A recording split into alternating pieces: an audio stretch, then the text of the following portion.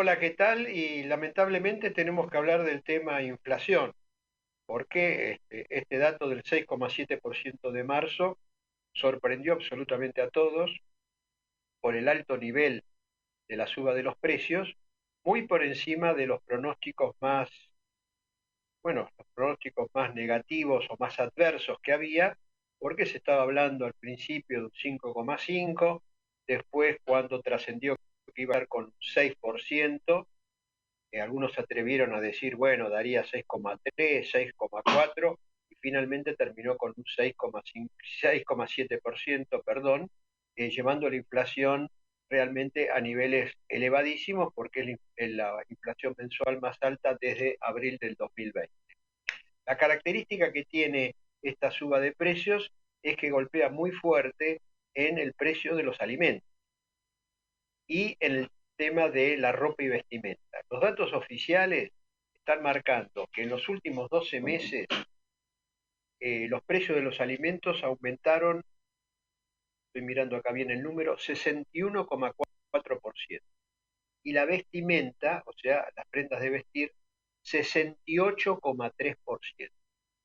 Con estos datos, evidentemente, la inflación promedio, que, bueno, lógicamente como todo promedio, esconde muchas realidades. ¿Por qué motivo? Porque en el promedio hay gente de altos ingresos y gente de bajos ingresos. Y sabemos que la composición del gasto de los hogares es diferente según se trate de gente de pocos recursos o gente de altos recursos. ¿Cómo es esto? Y bueno, alguien de altos recursos destina una proporción mayor en esparcimiento, en turismo, en fuera del hogar, restaurantes, hoteles, etcétera, mientras el de bajo recursos destina quizá el 80% más justamente a alimentos y a la vestimenta. Entonces, esta inflación que estamos viendo ahora golpea con más fuerza a los menores ingresos, donde estamos viendo a los últimos 12 meses del orden entre el 60 y 70%, y quizá es muy inferior esto a los sectores de altos ingresos, que siguen teniendo una inflación alta, pero inferior justamente a la gente que vive de un salario, a la gente que no tiene aportes jubilatorios, a la gente que vive de la ayuda estatal. Esos son los que están más afectados justamente por la inflación. Posiblemente con esta realidad es que el gobierno tomó esta decisión de dar un bono a los jubilados de 6.000 pesos en marzo, adelantó la convocatoria de las paritarias, pero todo estaría indicando que todo esto es insuficiente. En primer lugar, porque no repone la pérdida de ingresos o de poder adquisitivo que tuvieron todos estos sectores en los meses anteriores. Y hacia adelante, bueno, los aumentos son insuficientes. 6.000 pesos de un bono por única vez en el mes de abril, que no se integra al haber, bueno, puede traer un poco de respiro en el mes de abril. Pero ¿qué pasa en mayo? ¿Va a haber bono? Aparentemente no. Y entonces, ¿qué hace el jubilado que va a tener en mayo un haber inferior al de marzo? Primer problema. Las paritarias se adelantaron. La del sindicato del vestido, que fue la primera, apareció con un índice aparentemente elevado del 50%. Pero ojo, este sector el año pasado cerró una paritaria al 41% y la inflación fue de casi el 51%. O sea, hay 10 puntos que perdieron. Hacia adelante las proyecciones están hablando de una inflación del 60%. Pues como se ve, ni para atrás ni para adelante, esta primer paritaria adelantada logra corregir la pérdida, la pérdida de poder adquisitivo. Hacia adelante, además, hay varios factores. Primero, de cuánto va a ser el aumento de las tarifas de los servicios públicos que está pactada con el Fondo Monetario Internacional. Primer problema.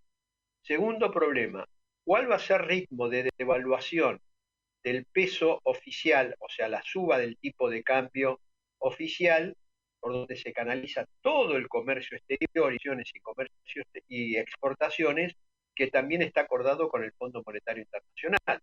Eso encarecería de manera muy fuerte todo lo que la Argentina importa y también lo que la exporta.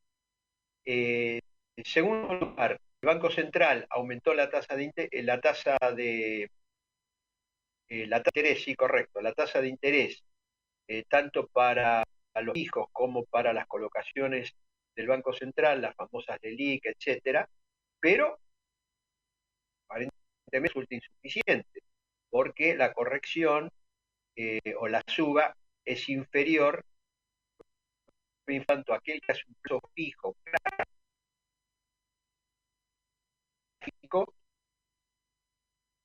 y al mismo tiempo encarece la tarjeta de crédito y tienen que refinanciar. Y además está la gran incertidumbre de la inflación internacional, que lógicamente,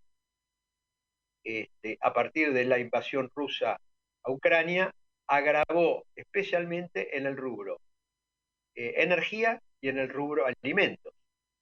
Y justamente energía y alimentos van a tener, en caso de tener una fuerte corrección ahora, van a tener una gran incidencia sobre la inflación interna, donde, a diferencia del resto de los países, donde la inflación también aumentó, pero a partir de niveles bajos, ya estaban en el 3% y ahora se van al 10% anual y pegan el grito en el cielo, en nuestro caso, como ya estábamos con un piso del 50%, bueno, que se nos agregue 10 puntos por la inflación internacional, nos vamos al 60 y ahí vamos a estar con problemas mayores a lo que estamos teniendo ahora, donde, insisto, al hacer eje la inflación, no solamente eje, sino mayor incidencia en los alimentos, eso puede disparar la indigencia y la pobreza en la Argentina, que ya está en niveles muy, pero muy altos.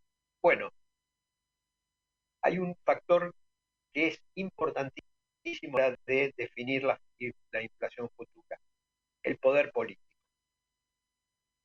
No tenemos hoy un poder homogéneo, por lo tanto se dificulta también la propia lucha contra la inflación, porque los programas que pueda llevar adelante el gobierno que no han sido exitosos van a ser menos exitosos. ¿Por qué motivo? Porque no hay una autoridad política que pueda disciplinar a ciertos sectores que remarcan precios por las dudas o remarcan precios más allá de lo habitual. Si el secretario de Comercio, que tiene que ver con los precios, critica al ministro de Economía porque dice que no lleva adelante una política macroeconómica acorde con la lucha contra la inflación, evidentemente esto, bueno, para todos aquellos que tienen que ver con los precios, con la provisión de mercadería, etcétera, etcétera, es una señal totalmente adversa, es una señal totalmente negativa. La vicepresidenta y el presidente prácticamente no se hablan, es otra señal negativa y así podríamos hacer una enumeración mucho más completa. O sea, estamos en un momento delicado desde el punto de vista internacional y desde el punto de vista doméstico en un tema tan pero tan sencillo como es ni nada más ni nada menos que el tema de los precios.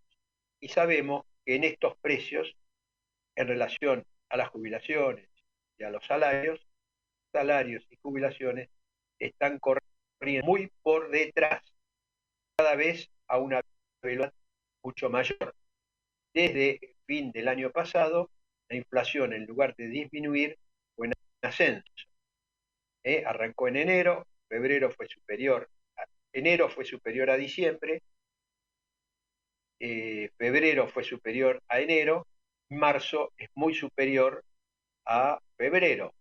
Y abril arrancó lamentablemente, ya habiendo transcurrido prácticamente una primera quincena, con alzas de precios muy importantes, a lo cual se va a agregar el argumento ahora de los empresarios que van a decir, pero estamos ajustando salarios, entonces nuestros costos aumentaron y tenemos que repasarlo eso a los precios. Bueno,